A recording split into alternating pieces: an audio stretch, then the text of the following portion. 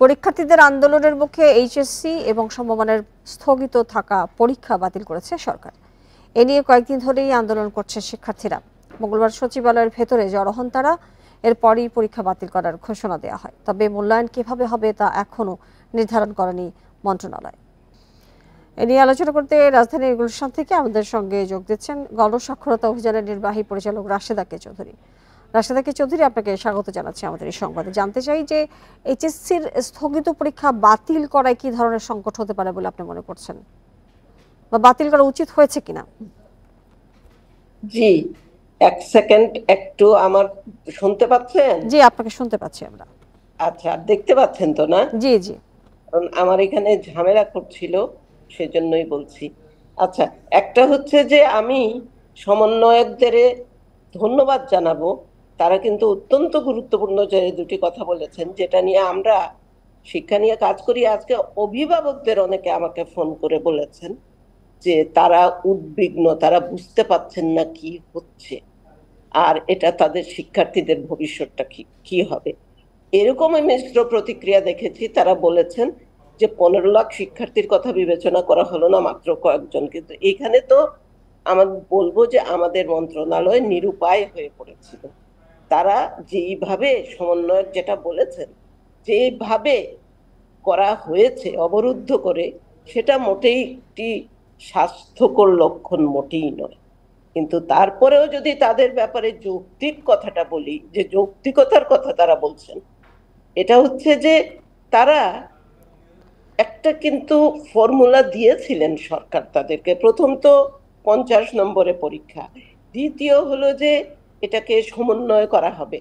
কোনোটাই কিন্তু আমাদের শিক্ষার্থীরা শোনেননি, যারা আজকে সচিবালয়ে ঘেরাও করেছেন। এটাও কিন্তু ভালো লক্ষণ নয়। আমরা তো একটা ক্রান্তিকাল অতিক্রম করছি। আমি যারা যারা আন্দোলন করে ত্যাগ তিতিক্ষার মধ্য দিয়ে আমরা পেয়েছি আমাদের বলতে গেলে আগামীর সুন্দর সম্ভাবনার একটা বাংলাদেশ। জি, আপনি বলছেন এটি ঠিক নয়, সেটি আসলে সেই প্রসঙ্গে আসছে আপনার কাছে। আপনি 15 লাখ শিক্ষার্থীর কথা বলেছেন যারা পরীক্ষা দিয়েছে। আসলে এই যে আন্দোলনের মুখে এত গুরুত্বপূর্ণ পরীক্ষা বাতিলের সিদ্ধান্ত, এই সব শিক্ষার্থীরা তারা কি মেনে নেবে? তারা মেনে না নিলে তো আরেকটা বিশৃঙ্খলা তৈরি হতে পারে। সেটা কিন্তু আমি যেটা শিক্ষা পরিবারের একজন হিসাবে আমার কাছে আরো দুটো অশনি সংকেত। একটা হলো যে আগামীতে এই শিক্ষার্থীরা তো মানে বিজ্ঞান এসব বিষয়ে তো পরীক্ষাই দিতে পারেনি, প্র্যাকটিক্যালি করতে পারেনি। তাহলে আগামীতে তারা তো কোথাও না কোথাও যাবে, এবং একটা পর্যায়ে সাধারণ শিক্ষা বা মেডিকেল বা বুয়েট যাবে তারা। তখন কিন্তু ওই সব শিক্ষা প্রতিষ্ঠানের ভর্তি নীতিমালা অনুযায়ী তাদেরকে আসতে হবে। সেখানে তাদের যদি সবারই প্রস্তুতি এরকম হয়, তাহলে এবং এইভাবে যাওয়াটা, এটা মানে তাদের জন্যই চ্যালেঞ্জের হবে, আমি বলছি।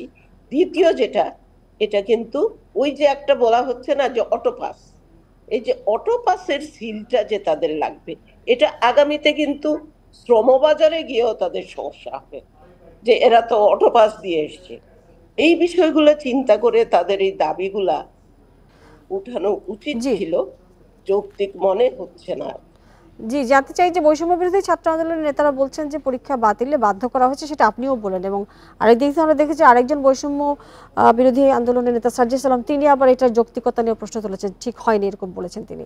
এই যে একটা পরিস্থিতি, এটা তো মেনে নেওয়া যায় কিনা? এবং আসলে এই সমস্ত দাবি দেওয়ার ক্ষেত্রে আসলে যখন চাপ প্রয়োগ করা হয়, সেক্ষেত্রে আসলে এখন প্রশাসন যখন কাজ করছে, কিভাবে আসলে এই বিষয়গুলো সমঝোতা বা বোঝানো যায়, কোন কোন জায়গাগুলো আসলে কি দায়িত্ব নেওয়া যায়?